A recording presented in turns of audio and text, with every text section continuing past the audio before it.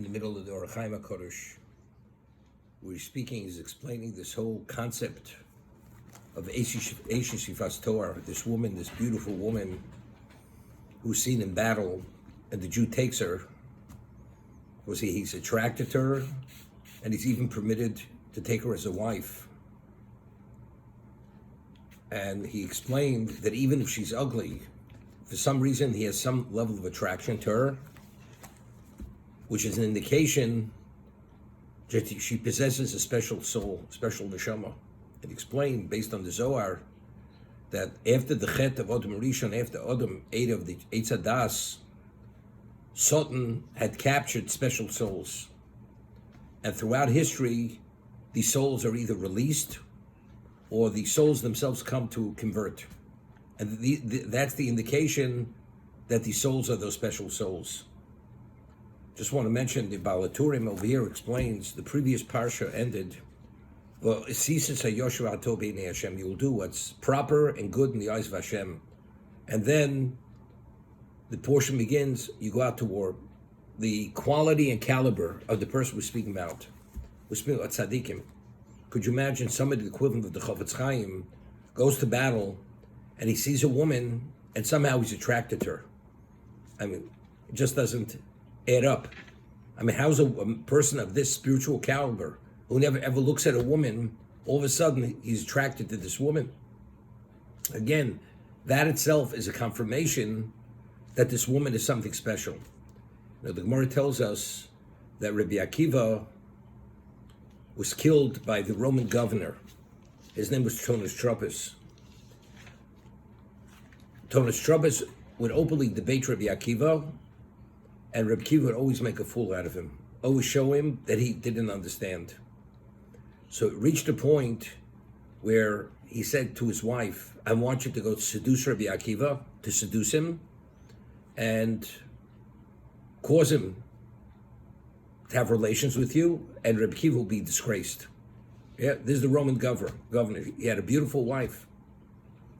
So his wife comes to Rabbi Akiva. He doesn't even look at her. And he spits, and he cries, and he laughs when he sees her. Because the Morris hadn't even noticed her. So it says she came in a way where he was coming one direction, and was accidentally he noticed her. But when he saw her, he spit, he cried, and he laughed. So she said to him, what is this all about?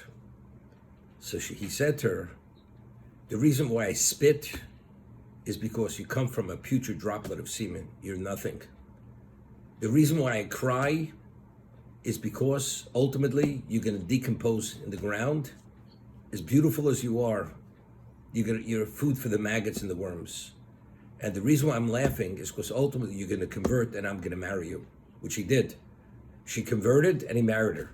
We're talking about this woman was the wife of the Roman governor of Yerushalayim, who ultimately put the greatest of 10 martyrs to death in the most cruel, grotesque, heartless way.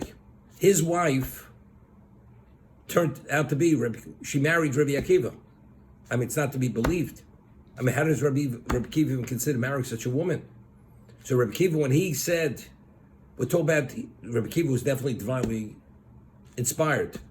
He had a sense of her neshama, there's no question. Because he had a sense of her neshama, therefore he was attracted. There's a Drashas Aran, the Ran, Rabbeinu Nisim, he has a work called The Lectures of the Ran, and he writes, in time of the Nevi'im, the prophets, when a person would want to get married, how would he know who his proper mate was, his soulmate? You'd go to a Navi, and the Navi would say, this woman, her neshama, complements your soul. She is your soulmate. And that was it. Because he understood exactly the spiritual makeup of each of their souls, and therefore he said, she's meant to be you. So the Navi was the one who did that. So there's a famous word from the Chazon Ish.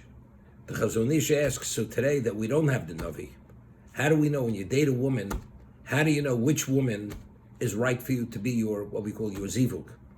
So the Chazon Ish says, if a person dates a woman, we're talking about proper dating, and the person has a sense and is attracted to the woman, and he feels there's something special about her, that is the indication that woman is meant to be a wife. That's the Chazon Ish says. Today that we no longer have the prophet to direct us and tell us who yes and who not, therefore that is the indicator, not that, again, a person could be totally off. I mean, we find people, married people, that the relationships are disastrous. First of all, that doesn't mean to say that they're not soulmates. They're meant to get married and they're meant to get divorced. But factually, that is the basis for the relationship, is the attraction.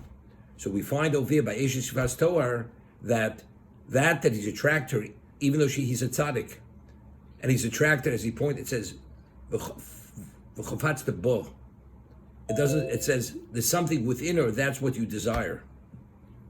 Inner means referring to the soul. We left off over here in the Orach Chaim HaKodesh. It says v'lokachto chol isha, and you will take her as a wife. We're reading the Orach Chaim HaKodesh inside. Hine b'chol maimer hamiskane lo omablosh rakinoi ve'veiso uvalto. You will bring her, you will cohabit with her, and you will send her off. V'kano v'lakachto shina kosuf. L'richo shalakicho hi benelam. V'lakachto. Until now, we speak about something referring to her. V'lakachto, you will take. Shehi nefesh hakadosha shemitzosa inyan yeh l'cho bo l'kicha acheres. Sheyizke b'yifas toar. When the Jew will actually physically cleave to her, he will merit that good part of her. Yeah,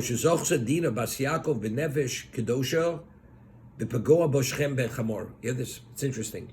Even if ultimately he doesn't take her as a wife, she has something within her.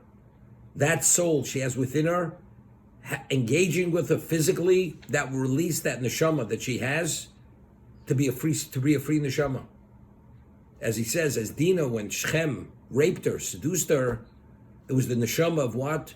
Of Rab Chanina ben Dosa, Rab Chanina ben Trajo. Rab Chanina ben Trajo, remember, Rachvas Yodayim. V'hinei lefi sheyesh shtei bechinos b'dveikos hakadosha b'klipa, which is Charon Lamalo. Once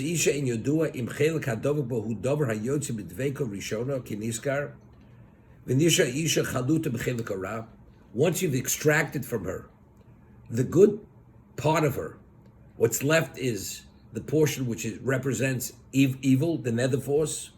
And you actually have emptied her. She's removed herself. The chelak tov is efsher. Maybe her whole neshama. There's a question. If it's only part of her tov, and you have to extract, this is karus uchnomo, rusam alvia namo hamonis. Their neshamas were totally good. This is the test of fire. We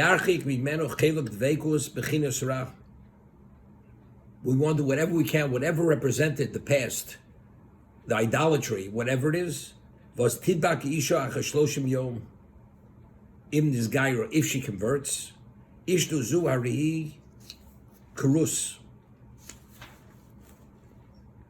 uchenamo uomra v'hoisel choli isha im yachbots. If you want to choose to take her as a wife, you can.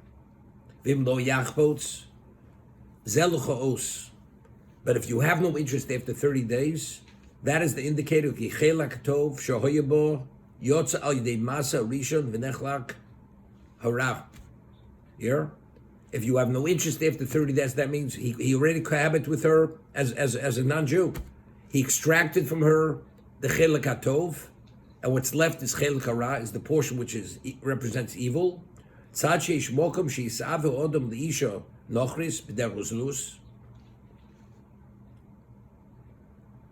It's possible a man has a desire for a woman, just sexually he's attracted to her. Kilo amarnu shlo yisave lenochris elim yesh ba nefesh kedosha. Davke b'zman shu also b'dvar mitzvah. When he's in battle, he's engaged in the Dvar Mitzvah. The Shekhinah is with him. Despite that, he was attracted. So that was an indication she has a Chiluk Tov. The question is, now he puts her in the most unattractive setting.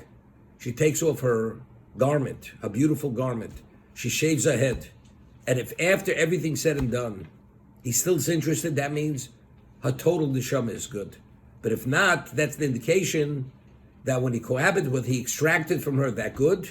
And now, because otherwise, he says, now it's possible you attract her because she's a physical woman, because of physicality. So there's no indicator any longer. So therefore, if you have no attraction, then he sends her off. Dafka bizman shu osuk b'var mitzvah k'mo sheksavnu mash'ekin achrechein l'zetziv Hashem v'gilches rosha. So what's the test? Whether that her neshama is still something, her totality is good. You put her into an ugly state, and despite the ugly state, you're still attracted. To put her in like a grotesque, unattractive state. That there should be no physical desire for her. The im is gairo v'chovitz, but if fact she converts and he still desires her,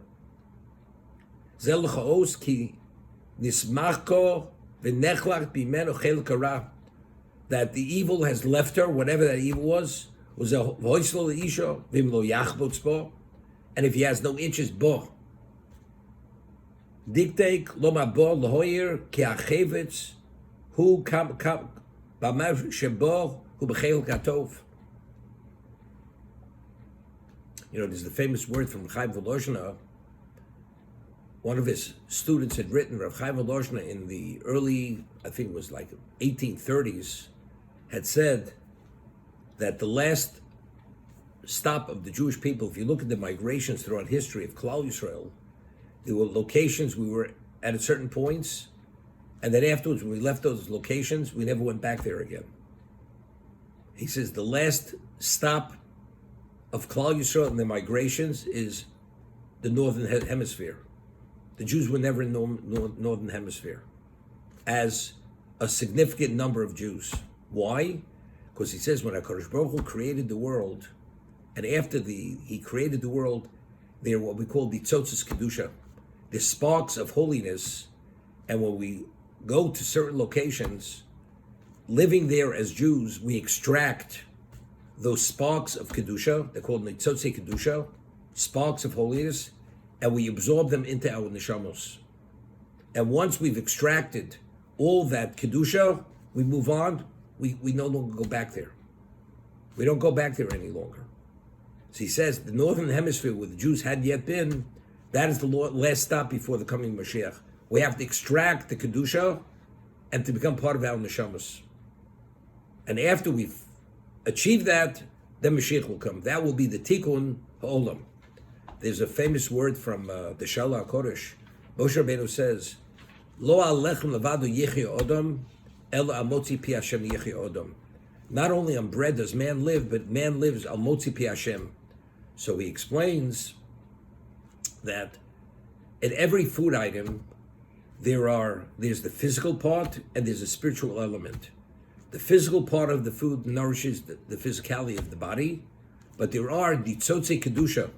There are sparks of holiness in everything, and if a person eats the food, L'Shem Shamayim, with the proper intent, you extract those sparks of holiness, and they become part of your neshama, and your neshama becomes advanced and more perfect.